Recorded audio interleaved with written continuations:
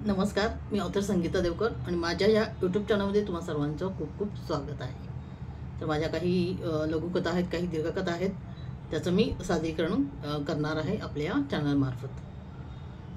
तर आजची एक ही लघुकथा आहे जे एका सामाजिक विषयावर भाष्य करते. त्या लघुकथेचं मी वाचन करते. तर या कथेचं शीर्षक आहे तुला पाळी येत नाही. तर मी कथा सुरुवात करते. शुभांगी घरात आल्याला म्हणाली, आई खूप भूक लागली, खायला दे पटकन.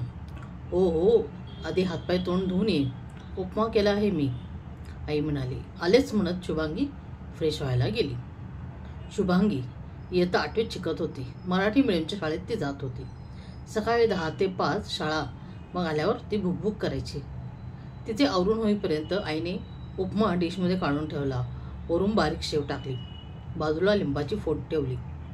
शुभांगी आली डायनिंग टेबलकडे आणि उपमा खात आईशी बोलू लागली. आई, अगं आज शाळेत एक डॉक्टरबाई आल्या होत्या. हो का, काय सांगितलं त्यांनी मग, आईने विचारलं. आई, त्या मॅडम वयात येणं म्हणजे काय आणि मुलींना येणारी पाळी याची माहिती त्यांनी दिली. हो, छानच माहिती दिली मग त्यांनी. तसंही तुमची फक्त मुलींची शाळा, प्रत्येक घरातून या विषयावर बोललेच जाते असं नाही ना. तुला नीट समजले ना शुभा, आणि काही प्रश्न असतील तर मला विचार, आई म्हणाली. हो ग आई, पण मला कुठे अजून पाळी सुरू झाली तेव्हा, शुभांगी म्हणाली. हो, आता तू 8वीत, यावर्षी किंवा पुढच्या वर्षी येईल तुला पण पाळी, आई म्हणाली. मग शुभाने मग उपमा संपवला आणि ती अभ्यासाला निघून गेली. शुभांगी शांत आणि हुशार होती. पहिल्या 5 मध्ये तिचा कायम क्रमांक असायचा. शाळेत आणि घरात ती आईबाबांची लाडकी होती. एकुलती एक अशी मुलगी होती, पण कसला म्हणून हट्ट नाही, खूप समंजस होती. शुभांगी 8वी चांगल्या मार्काने पास झाली. 2रा नंबर आला होता तिचा. आता 9वीचे वर्ष सुरू होते, पण अजूनही शुभांगीला मासिक पाळी आलेली नव्हती. तिच्या आईला आता खरं तर चिंता वाटू लागली. एक दिवस आई शुभांगीच्या बाबांना म्हणाली, अहो, आपली शुभा आता 14 वर्षाची झाली, पण अजून तिला मासिक पाळी सुरू झाली नाही आहे. आपण आपल्या फॅमिली डॉक्टरांकडे जाऊयात का. तेव्हा बाबा म्हणाले, तुला वाटतंय ना तर जाऊ आपण आणि भेटू डॉक्टरांना. मग दुसऱ्याच दिवशी शुभाचे आईबाबा डॉक्टरांकडे गेले आणि त्यांनी शुभाबद्दल त्यांना सांगितले. तसे डॉक्टर म्हणाले की कधी कधी मुलींना पाळी उशिराही येऊ शकते. आता तिला 14वं वय चालू आहे, तर 16 वयापर्यंत पाळी येऊ शकते. काही काळजी करू नका, असे डॉक्टरांनी सांगितले. मग असे होता होता शुभांगी 10वीला गेली आणि 10वी पाससुद्धा झाली. पण अजूनही तिला मासिक पाळी आलेली नव्हती, म्हणजेच सुरू झालेली नव्हती. आता तिच्या आईवडिलांना शुभांगीची जास्तच काळजी वाटू लागली. मग त्यांनी तिला एखाद्या गायनॅकॉलॉजिस्टला दाखवायचे असे ठरवले. तसे ते शुभांगीला घेऊन एका प्रख्यात स्त्रीरोग तज्ज्ञ डॉक्टरांकडे आले. डॉक्टरांनी तिथे चेकअप केले आणि तिची सोनोग्राफी केली. तेव्हा त्या डॉक्टरांच्या असे लक्षात आले की शुभांगीला जन्मजातच गर्भाशय नाही आहे. आई वडील काळजीत पडले. म्हणाले, असे कसे काय होऊ शकते डॉक्टर. डॉक्टर म्हणाले, हो, अशा खूप कमी केसेस असतात की जन्मताच एखाद्या मुलीला गर्भाशय नसते, पण याने काहीही फरक पडत नाही, तितकासा फरक पडत नाही. पण शुभांगी आई पण नाही बनू शकणार, म्हणजे ती स्वतः मूल जन्माला नाही घालू शकणार. बाकी काही त्रास वाटला तर या माझ्याकडे, असं डॉक्टरांनी सांगितलं. मग शुभांगी आणि आई बाबा घरी आले. शुभांगीला इतके समजले की भविष्यात ती आई नाही होऊ शकणार, पण तिच्याशी कोण लग्नाला तयार होईल ही चिंता आईला लागून राहिली. शुभांगी आता MBA करत होती. तिचाच वर्गमित्र रोहित तिच्यावर मनापासून प्रेम करत होता. तसे ते दोघे चांगले मित्र होते, पण शुभांगीच्या मनात काय असेल याची रोहितला अजिबात कल्पना नव्हती. पण योग्य वेळ बघून तिला आपल्या भावना सांगायच्या असे रोहितने ठरवले. शुभांगी दिसायला छानच होती. लांबछडक केस, उभा चेहरा, नाजूक गुलाबी ओठ, कायम चेहऱ्यावर शांत भाव. कोणीही सहज तिच्या प्रेमात पडेल अशी. पण कमतरता एकच होती, तिला गर्भाशय नव्हते. तिला MBA टॉप करून जॉब करायचा होता. त्यामुळे प्रेम वगैरे गोष्टीसाठी तिला अजिबात वेळ नव्हता. आणि जरी कोणाच्या प्रेमात पडली तरी जेव्हा त्याला समजेल की हिला गर्भाशयच नाही, तेव्हा तो खरंच साथ देईल का की सोडून जाईल. त्यापेक्षा आपला अभ्यास आणि करिअर यावर तिने फोकस केले होते. पण रोहित दिवसेंदिवस शुभाच्या प्रेमात अखंड बुडत चालला होता. कॉलेजची MBAची 2 वर्ष संपत आली होती. परीक्षेला 2 महिने बाकी होते. शुभा अभ्यासात मग्न होती. तिला चांगल्या मार्काने पास व्हायचे होते, कारण कॉलेजमधून कॅम्पस सिलेक्शन होऊन चांगला जॉब मिळवण्याची संधी होती. परीक्षा सुरू झाल्या होत्या. आज त्यांचा शेवटचा पेपर होता. पेपर झाल्यावर सगळ्या ग्रुपनी एकत्र भेटायचे ठरवले होते. ज्याचा जसा पेपर होईल तसा तो कॅन्टीन येऊन थांबेल असे ठरले होते. आज आपल्या भावना शुभाला सांगायच्याच असा विचार रोहितने केला होता. शुभाचा पेपर लवकर झाला तशी ती कॅन्टीनला आली. 5 मिनिटांनी रोहित आला. आता कोणी नाही तोपर्यंत शुभाशी बोलावे असे ठरवून तो म्हणाला, काय शुभा, कसा गेला पेपर? अरे खूपच छान होता. तू आहेसच हुशार त्यात. तुला कसा गेला? शुभांगीने विचारले. लिहिला आहे मस्त, बघू आता, रोहित म्हणाला. शुभा, मग जॉब करणार असशील ना तू? रोहितने विचारले. हो, कॉलेज कॅम्पसमधून झाले सिलेक्शन तर बरे होईल, शुभांगी म्हणाली. होईल, तू टॉप स्टुडंट आहेस, रोहित म्हणाला. शुभा, एक बोलायचे होते. बोल ना रोहित. काय? शुभा म्हणाली. शुभा, गेल्या वर्षापासूनच जेव्हा आपली मैत्री झाली तेव्हाच मी तुझ्या प्रेमात पडलो आहे. माझे खरंच तुझ्यावर मनापासून प्रेम आहे, रोहित म्हणाला. तसे शुभांगी म्हणाली की रोहित, मी असा विचार कधी केला नाही. इव्हन तुझाच नाही तर कोणत्याच मुलाबाबतीत नाही केला. मला माझे करिअर करायचं आहे. म्हणजे खूप वेगळी स्वप्न आहेत रे. मला नाही अडकायचं इतक्यात कोणत्या बंधनात, शुभा म्हणाली. शुभा, मी तुला कोणत्याच गोष्टीला अडवणार नाही. तुझे स्वप्न ते माझे स्वप्न असेल, रोहित म्हणाला. नाही रे रोहित, मी खोटं नाही वागू शकत. मला तुझ्याबद्दल तशा फिलिंगच नाहीत. मग खोटा होकार मी का देऊ, शुभांगी म्हणाली. शुभा, मग आता तसा विचार करून बघ. मी कायम साथ देईन तुला, प्लीज, रोहित म्हणाला. शुभाला माहीत होते की तिची कमतरता काय आहे. मग कशाला उगाच कोणाला दुखवायचे, म्हणून तिने लग्न न करण्याचा निर्णय घेतला होता. तिला स्वतःचा एक NGO सुरू करून गरीब अनाथ मुलांचा सांभाळ करायचा होता. शुभांगी म्हणाली. रोहित, मला समजून घे. सध्या तरी मी तुझ्या प्रेमाचा स्वीकार नाही करू शकत. मग इतरही त्यांचे मित्रमैत्रीण कॅन्टीनला आले. सगळ्यांनी मस्त गप्पा मारत नाश्ता केला. अधूनमधून नक्की भेटायचे असे ठरवून तो घरी जायला निघाला. रोहित शुभाला आपल्या डोळ्यात साठवून घेत होता. खूप उदास झाला होता तो. शुभा, काळजी घे आणि तुझी सगळी स्वप्न पूर्ण होऊ देत. ऑल द बेस्ट म्हणत त्याने तिला शेक हँड केला. तिचा निरोप घेताना त्याचे डोळे भरून आले होते. तो गेला त्याची बॅग घ्यायला आणि शुभाने त्याला पाहत आपल्या डोळ्यातील पाणी पुसले. तिचा नाईलाज होता. ती घरी आली. थोड्या दिवसांनी तिचा निकाल लागला. उत्तम मार्काने ती पास झाली होती. तिला कॉलेज कॅम्पसमधून जॉबही मिळाला. नवीन आयुष्याला आता सुरुवात झाली होती. आईबाबांना तिच्या लग्नाची काळजी होती. ती म्हणाली होती की माझी ही कमतरता समजल्यावर किती मुलं माझ्याशी लग्न करायला तयार होतील आणि मला कोणालाही फसवूनही लग्न नाही करायचे. त्यापेक्षा मी लग्न न करण्याचा निर्णय घेतला आहे, असं शुभांगीने आईवडिलांना सांगितलं होतं.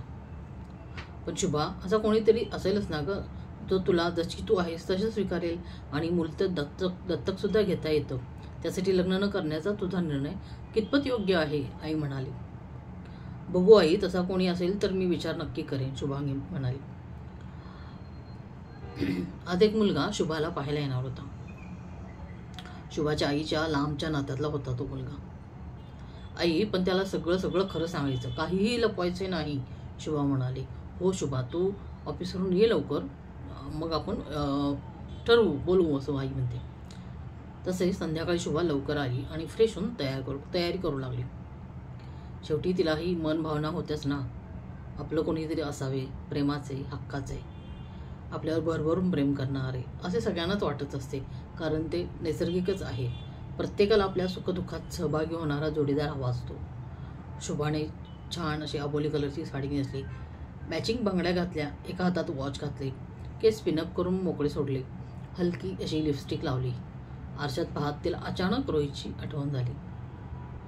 रोहित दिसायला स्मार्टच होता. कोणीही त्याचा प्रपोजल एक्सेप्ट केला असतं. थोडीशी ती नाराज झाली. आईने तिला आवाज दिला तशी ती तिच्या विचारातून बाहेर आली. थोड्याच वेळात तो मुलगा आणि त्याचे आई बाबा आणि लहान बहीण आले. आईने सगळ्यांना पाणी दिले. मग शुभाला नाश्ता घेऊन बोलवले. शुभा सुंदर दिसत होती. एका चेअरवरती येऊन बसली. मुलाने तिला काही प्रश्न विचारले. त्याच्या आईनेही विचारले. शुभा अभ्यासात आणि घरकामातही हुशार होती. तिला नावं ठेवायला जागाच नव्हती. त्यांना शुभा आवडली. पण शुभांगी म्हणाली, 1 मिनिट, मला तुम्हाला काही सांगायचं आहे. त्यानंतर तुम्ही ठरवा तुमचा नकार की होकार. मुलगा त्याचे आईबाबा विचारत पडले की आता काय बोलणार. शुभा म्हणाली, मी सगळ्याच बाबतीत हुशार आहे. चांगली नोकरी आहे मला. पण मला जन्मजातच गर्भाशय नाही आहे. त्यामुळे मी कधीही आई नाही बनू शकत. हे ऐकून मुलाकडचे चाट झाले. मुलाची आई म्हणाली, म्हणजे तुला पाळी आलीच नाही? नाही, मला पाळी आलीच नाही. मी मुलाला जन्म नाही देऊ शकत. ही एकच कमी आहे माझ्यात. बाकी तुम्हाला हे मान्य असेल तर माझी या लग्नाला काही हरकत नाही, शुभांगी म्हणाली. तसे तो मुलगा बोलला, मला मान्य आहे. मी तयार आहे तुमच्याशी लग्न करायला. शैलेश, अरे वेडा आहेस का तू? अरे तुझं स्वतःचं मूल तुला होणार नाही. त्या मुलाची आई त्याला म्हणाली. आई, अगं ज्यांना लग्नानंतर मूल होण्यात अडचणी येतात तेव्हा ते लोक मूल दत्तक घेतात ना. मग इथे शुभांगीने आपल्यापासून काहीही लपवलेलं नाही, शैलेश म्हणाला. शैलेश, अरे आपल्या खानदानाचं एक तरी मूल नको का? काही विचार करतोस? अरे नुसतं मुलीकडे सौंदर्य असून चालत नाही, मूल जन्माला घालण्याची क्षमता पण हवी, असं शैलेशची आई म्हणाली. आता हे ऐकून शुभा चिडली. म्हणाली, हे बघा, माझ्याच घरात बसून तुम्ही माझा अपमान नाही करू शकत आणि माझ्याकडे क्षमता नाही मूल जन्माला घालायची. मग मीही तुमच्या मुलाला विचारू शकते की त्याचा स्पर्म काउंट किती आहे.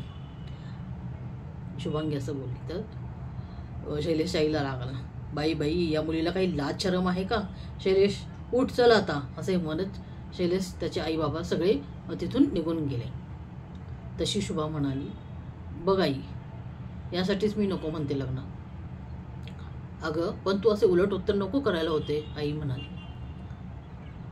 शुभाची आई, तिचे काहीही चुकलेलं नाही आहे.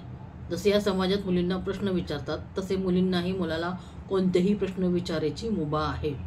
आपल्या मुलीत काहीही कमी नाही. आपणच का कमी समजायचे? जे देवाने दिले नाही त्याचा इतका विचार का करायचा?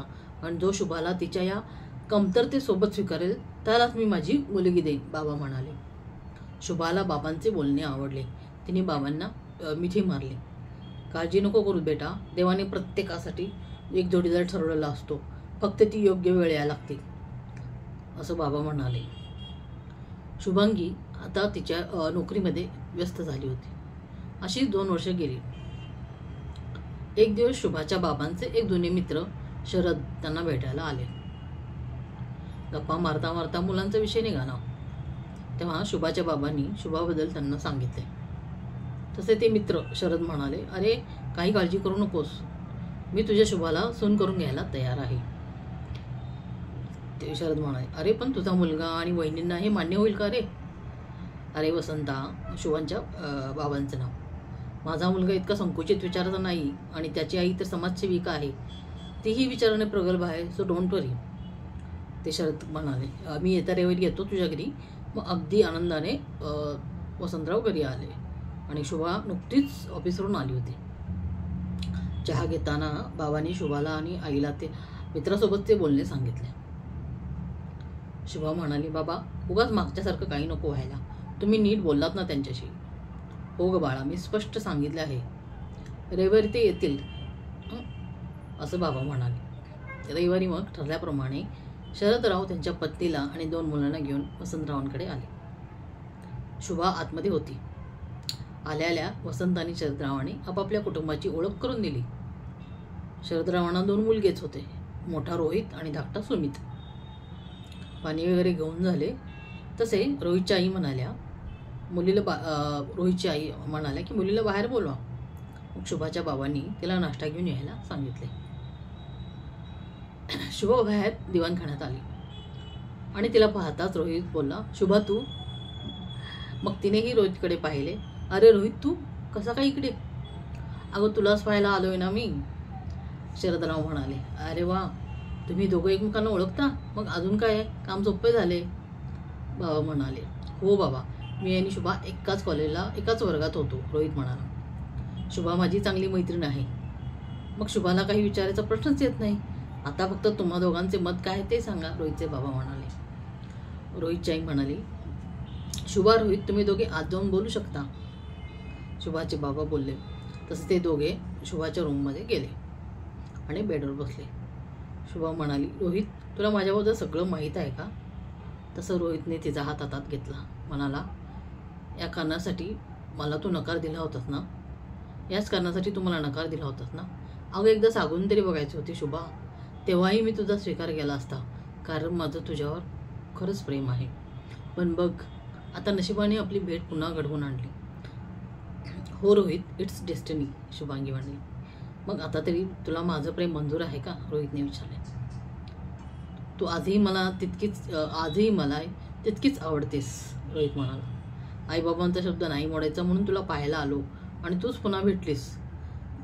जरी माझे दुसऱ्या मुलीसोबत लग्न झाले असते तरी माझं पहिलं प्रेम तूच असतेस कायम, रोहित म्हणाला. रोहित, इतके प्रेम करतोस माझ्यावर, शुभांगीने विचारले. हो, मग सांग, देशील ना साथ? नको चंद्र तारे फुलांचे पसारे, जिथे मी रुसावे तिथे तू असावे, तुझ्या पावलाने मी स्वप्नात यावे, नजरेत तुझ्या स्वतःला पहावे, जिथे सावली दूर जाते जराशी, तिथे हात तू हाती घेशील ना, मला साथ देशील ना, मला साथ देशील ना. अशीच काहीशी भावना शुभाच्या मनात होती. अरे बोल ना शुभा, बाहेर आपले आई बाबा आपल्या उत्तराची वाट पाहत आहेत, रोहित म्हणाला. हो रोहित, मी तयार आहे तुला साथ द्यायला, पण तुला माहीत आहे ना की मी कधीही आज्ञा घेऊ शकणार, शुभांगी म्हणाली. शुभा, असे नको बोलूस, आणि आई का नाही होणार तू? आपण एखाद्या अनाथ मुलाला दत्तक घेऊ शकतो. आणि समजा लग्नानंतर माझ्यात काही दोष असता आणि आपल्याला मूल झाले नसते तर मग तू केवळ मुलगी आहेस म्हणून तुला वेगळा न्याय का? मी असा संकुचित विचार करणारा मुलगा नाही आहे, सो तू काहीही काळजी करू नकोस, रोहित म्हणाला. थँक्यू रोहित, असे म्हणत शुभा त्याला बिलगली. वेडी आहे शुभा, चल बाहेर जायचं ना, असं म्हणत रोहित आणि शुभा मग बाहेर आले. त्यांचे हसरे चेहरे पाहून सगळ्यांना समजले की दोघेही लग्नाला तयार आहेत. मग कधी उडवायचा बार बाई, सुमित म्हणाला. गप्पे सुमित, रोहित म्हणाला. हा शुभा माझा छोटा भाऊ सुमित, आणि ही आई हे बाबा, रोहितने ओळख करून दिली. शुभा त्यांच्या आईबाबांच्या पाया पडली. लवकरच साखरपुडा उरकून लग्नही लवकर करायचे असे ठरले. यथावकाश शुभा आणि रोहित लग्नाच्या बंधनात अडकले. त्यांनी एका गोड मुलीला दत्तक घेतले. शुभाचे स्वप्न पूर्ण झाले. रोहित आणि शुभा त्यांचा एक NGO चांगल्या पद्धतीने चालवत आहेत. शुभा, तिला जन्मजात गर्भाशय होते, ती आता अनेक अनाथ मुलांची आई बनली होती.